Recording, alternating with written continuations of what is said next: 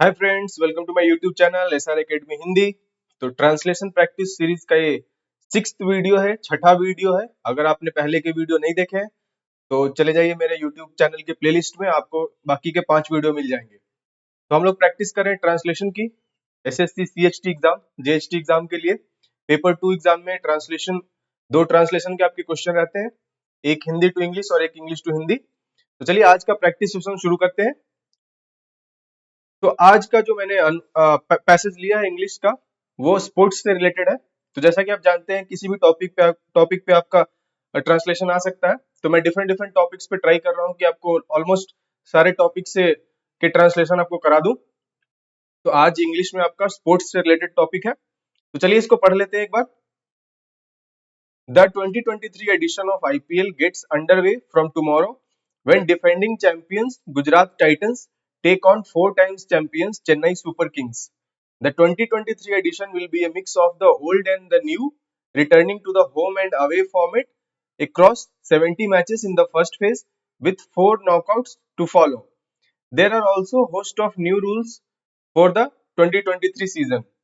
For the first time, IPL sides will be allowed to make a tactical substitution with an and impact player coming in to bat or ball as needed. This will give teams a chance to bring in a substitute player at any time during the game. Any Indian player can act as an impact player, while an overseas player can only be used in the role if the team hasn't used the full quota in the starting 11. As a standard rule, IPL teams can contain a maximum of 4 overseas player in its starting lineup. तो एक एक sentence को हम लोग लेते हैं different different slide पे और उसको ट्रांसलेट करते हैं हिंदी में। तो फर्स्ट सेंटेंस क्या है? The 2023 edition of IPL gets underway from tomorrow when defending champions Gujarat Titans take on 4 times champions Chennai Super Kings. तो इसमें क्या क्या आपका नया वर्ड आ रहा है? तो सबसे पहले एडिशन को क्या बोलेंगे हम लोग? संस्करण बोलेंगे। आईपीएल को तो आईपीएल ही लिखेंगे। गेट्स अंडरवे मतलब शुरू हो रहा है। गेट्स अंडरवे मतलब शुरू हो रहा है, कल से शुरू हो रहा है, मतलब टुमारो मतलब कल। When defending champions, defending champion मतलब चैंपियन को हम यहाँ पे चैंपियन ही रहने देंगे। डिफेंडिंग मतलब क्या होता है? डिफेंडिंग का बताइए। गत चैंपियन इसको बोल सकते हैं, मतलब जो पिछली बार का चैंपियन है। गत champion Gujarat titans take on 4 times champions Chennai super kings. ठीक है, तो जो 4 बार के चैंपियन है चेन्नई सुपर किंग्स, उनका मुकाबला किससे है? गत चैंपियन मतलब पिछले साल जो चैंपियन थे उसको। तो इसको चलिए हिंदी में लिख लेते हैं। तो क्या हो जाएगा? इसको ऐसे लिख लेंगे, आईपीएल को क्या लिख लेंगे? आईपीएल का 2023 संस्करण कल से, फ्रॉम टुमारो है, शुरू हो रहा है। यहाँ पे जब व्हेन है तो जब लिखेंगे, नहीं तो जहां भी लिख सकते हैं। जब गत चैंपियन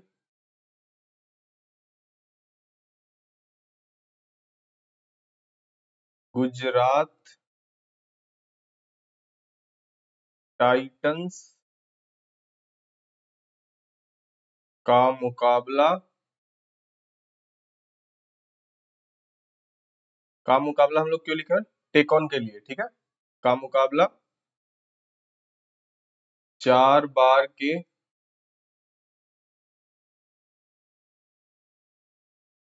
चैंपियन की जगह हम लोग विजेता भी लिख सकते हैं, लेकिन क्योंकि एक कॉमन वर्ड है हम लोग इसको हिंदी में भी लिख सकते हैं। चैंपियन चेन्नई सुपर किंग्स से होगा। ओके, तो ये आपका हिंदी में ट्रांसलेट हो गया। अब चलते हैं अगले वाक्य के लिए। The 2023 edition will be a mix of the old and the new, returning to the home and away format across 70 matches in the first phase with 4 knockouts to follow. तो इसमें एडिशन तो हो गया आपका संस्करण, नए और पुराने मतलब ओल्ड ओल्ड मतलब पुराना, न्यू मतलब नए, returning to the home and away. तो होम एंड अवे को हम लोग देवनागरी में ही होम एंड अवे फॉर्मेट लिख देंगे, क्योंकि इसके लिए एग्जैक्टली हमारे पास हिंदी में तो शब्द है नहीं। तो होम एंड अवे फॉर्मेट इसको देवनागरी में लिख देंगे। अक्रॉस 70 मैचेस मतलब 70 मैचों में।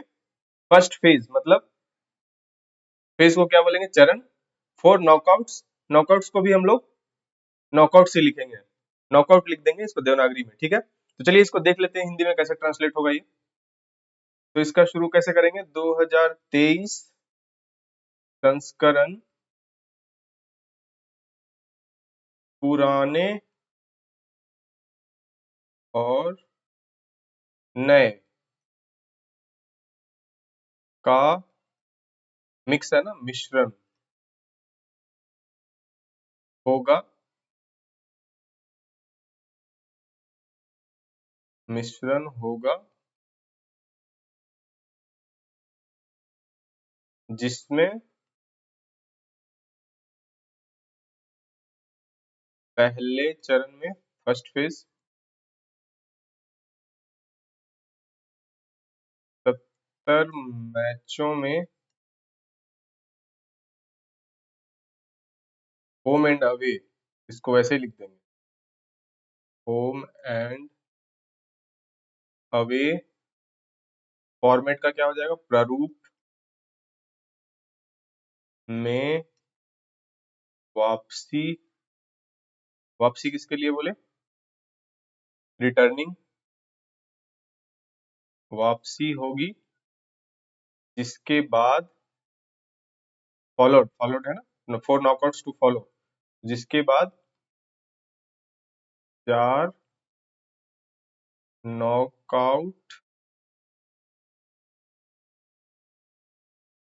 होंगे। ओके, तो इसका ट्रांसलेशन हो गया हिंदी में। 2023 संस्करण पुराने और नए का मिश्रण होगा, जिसमें पहले चरण में 70 मैचों में होम एंड अवे प्रारूप में वापसी होगी, जिसके बाद 4 नॉकआउट होंगे, ठीक है। अब चलते हैं नेक्स्ट सेंटेंस की तरफ। तो नेक्स्ट सेंटेंस क्या है आपका, इसका इसको पढ़ लीजिए एक बार। There are also host of new rules for the 2023 season. तो यहाँ पे होस्ट का एग्जैक्ट मतलब यहाँ पे नहीं आएगा, मतलब यहाँ पे कहने का क्या मतलब है, न्यू रूल्स मतलब तो हो जाएगा नए नियम 2023 सीजन के लिए। तो इसको सिंपली बोल सकते हैं 2023 सीजन के लिए कई नए नियम भी हैं। तो इसको लिख लेते हैं, 2023 संस्करण।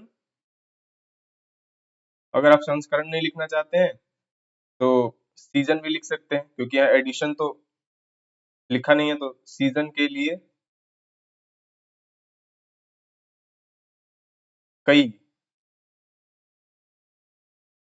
नए नियम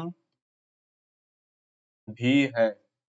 there are also host of new rules, कई नहीं भी यहाँ पे लिख सकते हैं हम लोग, कई को हम लोग हटा सकते हैं, के लिए नए नियम भी हैं। There are also host of new rules for the 2023 season, ठीक है। तो ये आपका हो गया। अब चलते हैं नेक्स्ट सेंटेंस पे। तो नेक्स्ट सेंटेंस आपका क्या है, for the first time IPL sides will be allowed to make a tactical substitution with an, एंड नहीं यहाँ पे, an impact player coming into bat और बॉल एज नीडेड। तो इसमें क्या है, फर्स्ट टाइम का मतलब पहली बार, आईपीएल साइट्स मतलब आईपीएल की टीमों का मतलब दोनों साइड की टीम जो है उसके लिए यहाँ पे यूज हो रहा है। विल बी अलाउड, अलाउड मतलब क्या, अनुमति देना। मेक ए टैक्टिकल, टैक्टिकल को क्या बोल सकते हैं, इसको बोल सकते हैं रणनीतिक। सब्स्टिट्यूशन को के लिए क्या होता है, प्रतिस्थापन। विथ एन इम्पैक्ट प्लेयर है तो ये तो कॉमन टर्म है, तो इसको इम्पैक्ट प्लेयर ही लिखेंगे। कमिंग इनटू बैट मतलब बल्लेबाजी के लिए, बॉल मतलब गेंदबाजी, एज नीडेड मतलब आवश्यकता अनुसार, ठीक है। तो इसको लिख लेते हैं हिंदी में, क्या हो जाएगा, पहली बार आईपीएल टीमों को आवश्यकतानुसार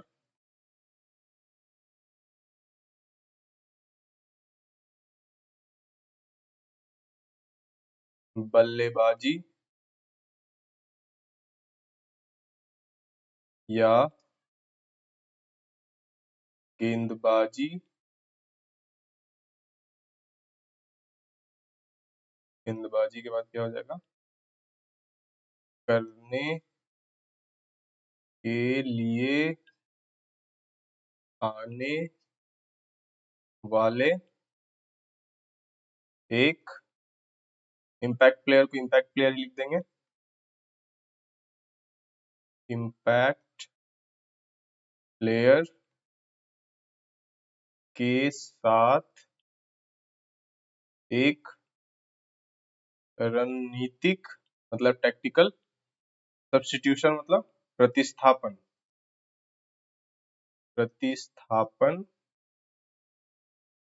करने की अनुमति दी जाएगी। ठीक है, पहली बार आईपीएल टीमों को आवश्यकता अनुसार बल्लेबाजी या गेंदबाजी करने के लिए आने वाले एक इम्पैक्ट प्लेयर के साथ एक रणनीतिक प्रतिस्थापन करने की अनुमति दी जाएगी। ठीक है, अब चलते हैं next sentence. This will give teams a chance to bring in a substitute player at any time during the game। तो इसमें क्या है, टीम तो आपका टीम ही हो जाएगा, चांस का मतलब मौका, ब्रिंग ब्रिंग का मतलब लाने के लिए, सब्स्टिट्यूट प्लेयर के लिए क्या लिख सकते हैं यहाँ पे, सब्स्टिट्यूट होता है स्थानापन्न करके एक वर्ड शब्द होता है, उसको यूज कर सकते हैं, स्थानापन्न खिलाड़ी बोल सकते हैं इसको। एट एनी टाइम किसी भी समय, ड्यूरिंग द गेम मतलब खेल के दौरान, ड्यूरिंग द गेम का हो जाएगा खेल के दौरान, सब्स्टिट्यूट प्लेयर का स्थानापन्न खिलाड़ी इसको लिख दे सकते हैं। तो चलिए इसको लिख लेते हैं। तो इसमें क्या कैसे स्टार्ट करेंगे, दिस विल मतलब इससे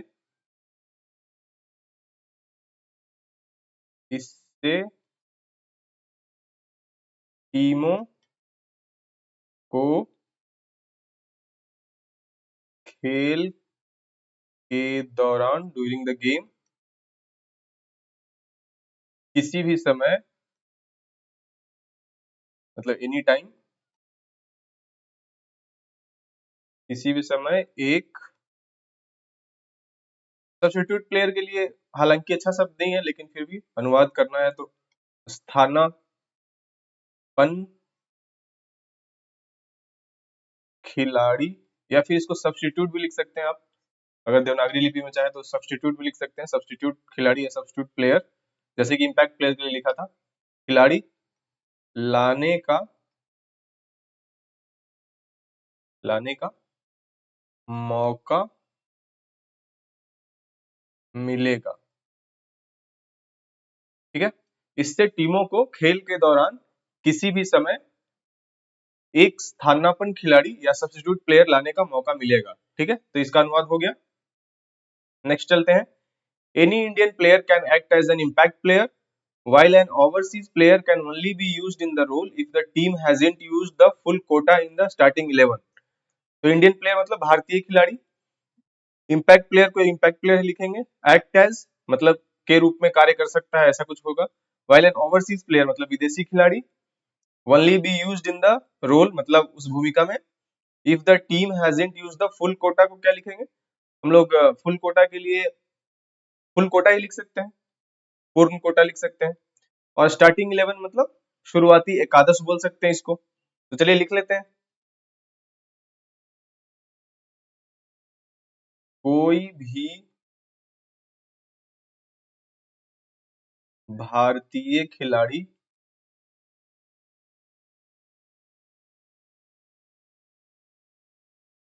एक इम्पैक्ट प्लेयर के रूप में, एक्ट एज है ना तो के रूप में कार्य कर सकता है लिख सकते हैं, कार्य कर सकता है, जबकि एक विदेशी खिलाड़ी मतलब ओवरसीज प्लेयर का उपयोग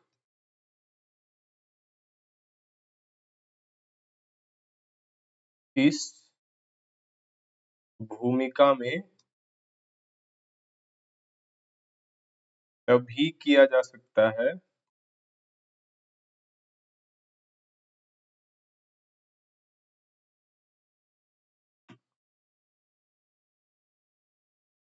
जब टीम ने स्टार्टिंग 11 को हम लोग शुरुआती एकादश बोल सकते हैं। शुरुआती एकादश स्टार्टिंग 11 में पूर्ण मतलब फुल कोटा को हम लोग पूर्ण कोटा लिख रहे हैं, कोटा को कोटा ही लिख देते हैं, का उपयोग नहीं किया हो। ठीक है, तो ये आपका हो गया कोई भी भारतीय खिलाड़ी एक इम्पैक्ट प्लेयर के रूप में कार्य कर सकता है, जबकि एक विदेशी खिलाड़ी का उपयोग इस भूमिका में तभी किया जा सकता है जब टीम ने शुरुआती एकादश में पूर्ण कोटा का उपयोग नहीं किया हो। ठीक है, तो अब चलते हैं नेक्स्ट सेंटेंस की तरफ। As a standard rule, IPL teams can contain a maximum of 4 overseas player in its starting lineup। ठीक है, तो इसमें क्या क्या स्टैंडर्ड रूल को क्या बोल सकते हैं, मानक नियम बोल सकते हैं। IPL teams can contain maximum of 4 players, मतलब ज्यादा से ज्यादा 4 विदेशी खिलाड़ी in its starting lineup. Starting lineup को क्या लिख सकते हैं, शुरुआती लाइनअप को लाइनअप ही लिखेंगे, क्योंकि इसके लिए वैसा कोई शब्द है नहीं जो अंडरस्टैंडेबल हो हिंदी में, तो लाइनअप ही लिख देंगे। ठीक है, तो इसको लिख लेते हैं, हिंदी में क्या लिखेंगे, एक एज स्टैंडर्ड नियम है ना, स्टैंडर्ड रूल, एक मानक, एक मानक नियम के रूप में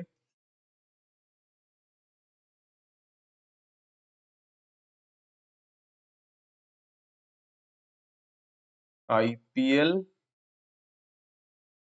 टीमें अपनी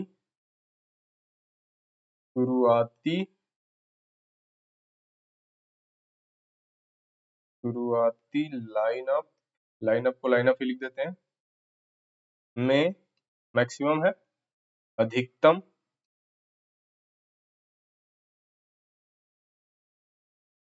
4 विदेशी खिलाड़ियों को शामिल कर सकती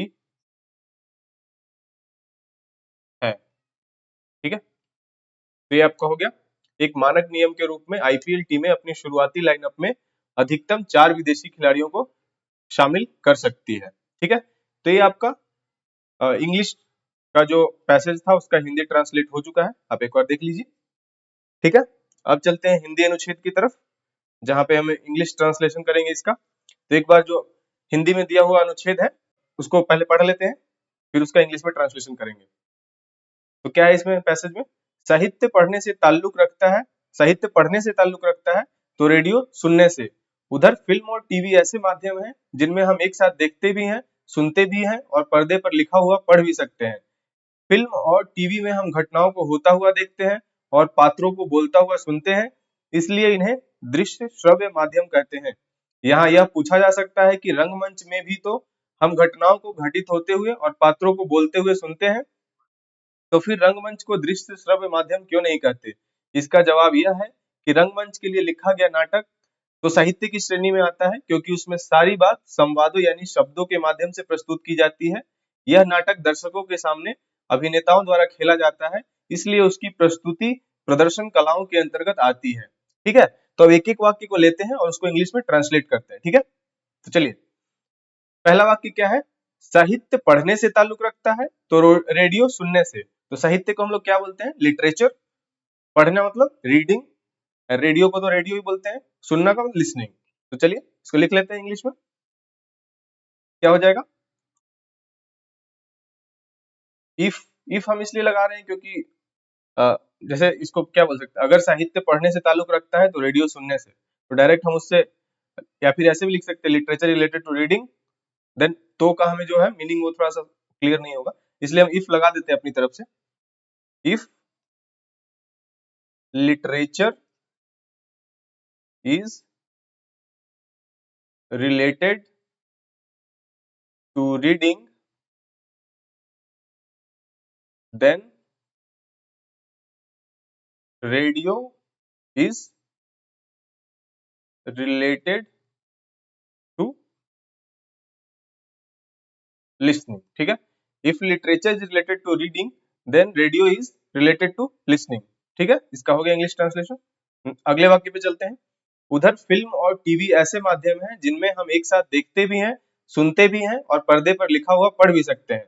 तो फिल्म का तो फिल्म ही हो जाएगा, टीवी का टीवी हो जाएगा, माध्यम का मीडियम, जिनमें हम एक साथ देखते भी हैं, मतलब we can see, we can listen, और पर्दे, पर्दे को क्या बोलेंगे हम लोग, स्क्रीन, लिखा हुआ पढ़ भी सकते हैं, मतलब जो भी whatever it is written we can read. तो चलिए इसको इंग्लिश में लिख लेते हैं प्रॉपरली। उधर, उधर को देयर नहीं लिखेंगे यहाँ पे, ऑन द अदर हैंड लिख सकते हैं, on the other hand film and TV are such mediums in which we, एक साथ को हम लोग क्या लिख रहे हैं, साइमल्टेनियसली, एक साथ है, साइमल्टेनियसली उसके लिए वर्ड यूज कर रहे हैं, simultaneously watch, listen and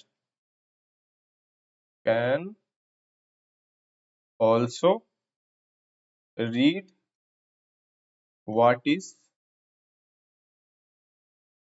written on the screen. ठीक है, on the other hand film and TV are such mediums in which we simultaneously watch, listen and can also read what is written on the screen. तो इसका हो गया आपका translation. अब चलते हैं नेक्स्ट अगले वाक्य पे। फिल्म और टीवी में हम घटनाओं को होता हुआ देखते हैं और पात्रों को बोलता हुआ सुनते हैं। तो घटनाओं का यहाँ पे क्या हो जाएगा, इवेंट्स, होता हुआ देखते हैं मतलब हैपनिंग, देखते हैं मतलब वी सी, पात्रों, पात्रों का होता है कैरेक्टर्स, बोलना का स्पीक। चलिए इसको लिख लेते हैं इंग्लिश में, क्या हो जाएगा, in film and TV we see events happening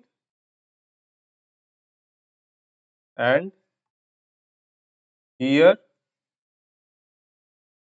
character speak. ठीक है, तो in film and TV we see events happening and hear character speak. ठीक है, अब चलते हैं नेक्स्ट अगले वाक्य पे।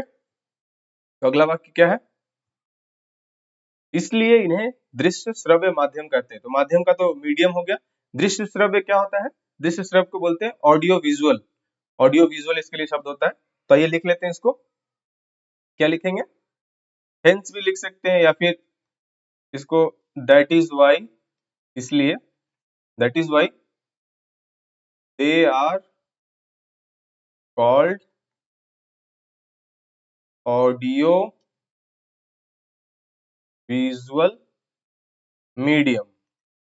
ऑडियो विजुअल मतलब दृश्य श्रव्य मीडियम का माध्यम, तो इसलिए इन्हें दृश्य श्रव्य माध्यम कहा जाता है, कहते हैं। ठीक है, अगले वाक्य पे चलते हैं। यहाँ यह पूछा जा सकता है कि रंगमंच में भी तो हम घटनाओं को घटित होते हुए और पात्रों को बोलते हुए सुनते हैं, तो फिर रंगमंच को दृश्य श्रव्य माध्यम क्यों नहीं कहते। ठीक है, तो इसमें क्या क्या है देखिए, पूछना का हो जाएगा आस्क, रंगमंच का क्या हो जाता है, थिएटर, घटनाएं मतलब इवेंट्स, घटित होते मतलब हैपनिंग, पात्र का वही कैरेक्टर्स हो जाएगा, बोलते हुए मतलब वी हियर स्पीकिंग, दृश्य श्रव्य माध्यम का तो आपने देख ही लिया, audio visual, audio visual medium. ठीक है, तो चलिए इसको लिख लेते हैं, यहाँ है ना, here it can be asked that even in theatre we hear we see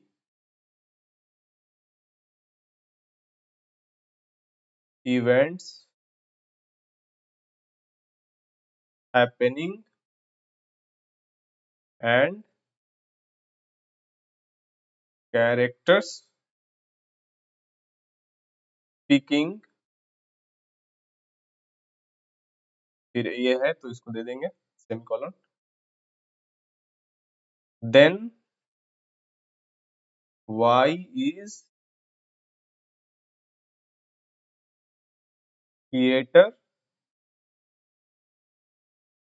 not called an audio visual medium। ठीक है।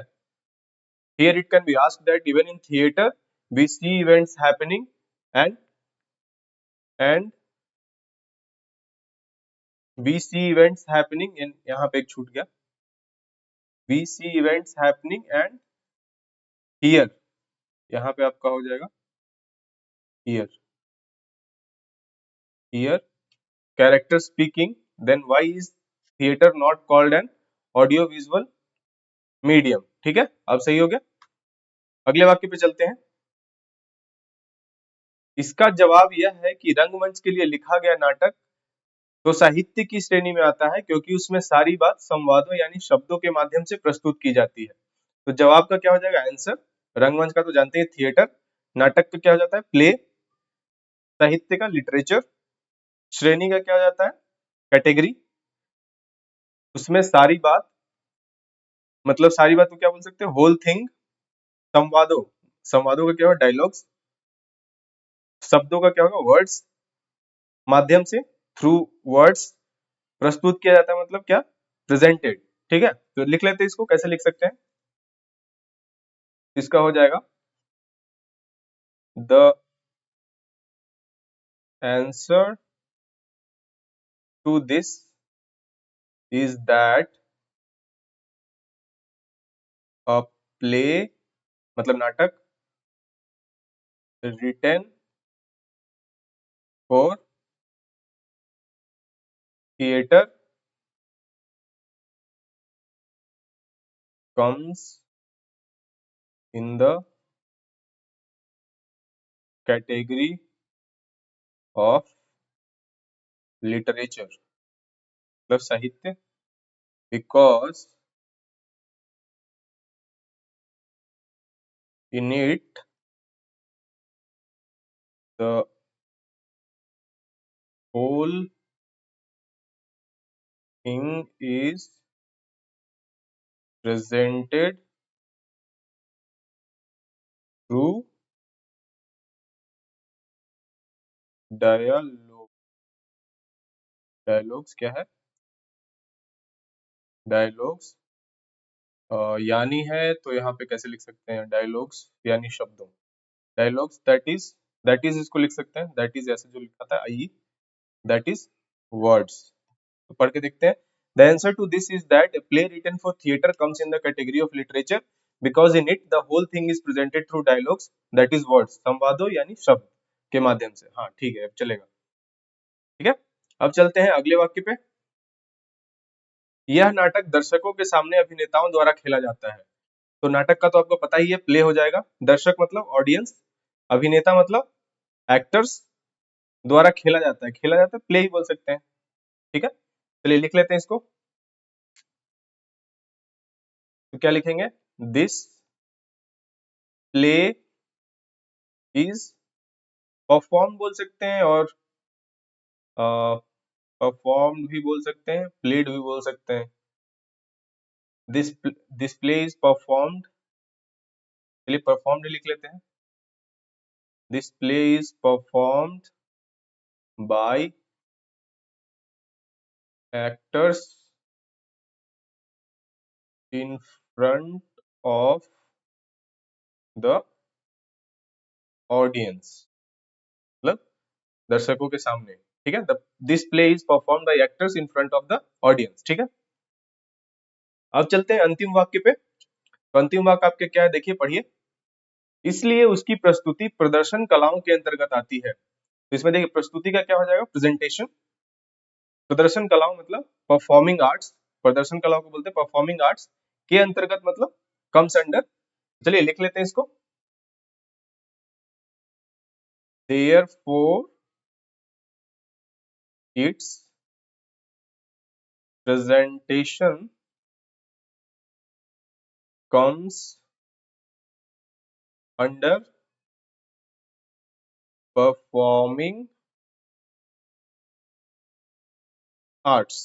therefore its presentation comes under performing arts, इसलिए उसकी प्रस्तुति प्रदर्शन कलाओं के अंतर्गत आती है। ठीक है, तो ये आपका हो गया कंप्लीट। देख लेते हैं एक बार हिंदी अनुच्छेद में जाके हमने पूरा कंप्लीट कर लिया है नहीं। हाँ, तो हमने पूरा इसका अंग्रेजी में अनुवाद कर लिया है। तो ये रहा आज का दो पैसेज, दो ट्रांसलेशन आज हमने कंप्लीट किया। तो उम्मीद है कि आप भी साथ साथ ट्रांसलेशन कर रहे होंगे, और अगर मेरे से कोई गलती होगी या फिर आप उसका कुछ और अच्छा ट्रांसलेशन हो सकता है तो आप कमेंट जरूर कीजिएगा, मैं उसको रेक्टिफाई करूंगा। तो इसी तरह मैं आपके लिए एक एक वीडियो डेली ला रहा हूँ, जिससे कि आपका ट्रांसलेशन प्रैक्टिस होता रहे, और जब तक पेपर 2 जो कि संभावित है अगले महीने, तो उससे पहले आपका अच्छा खासा ट्रांसलेशन का प्रैक्टिस हो जाए और आपको पेपर 2 में अच्छे नंबर मिल सके। ठीक है, तो बने रहिए हमारे चैनल के साथ, और अगर आपको वीडियो अच्छा लगा हो तो इसको लाइक कीजिए, शेयर कीजिए और मेरे चैनल को सब्सक्राइब कर लीजिए। तो आज के लिए इतना ही। Thank you so much. जय हिंद।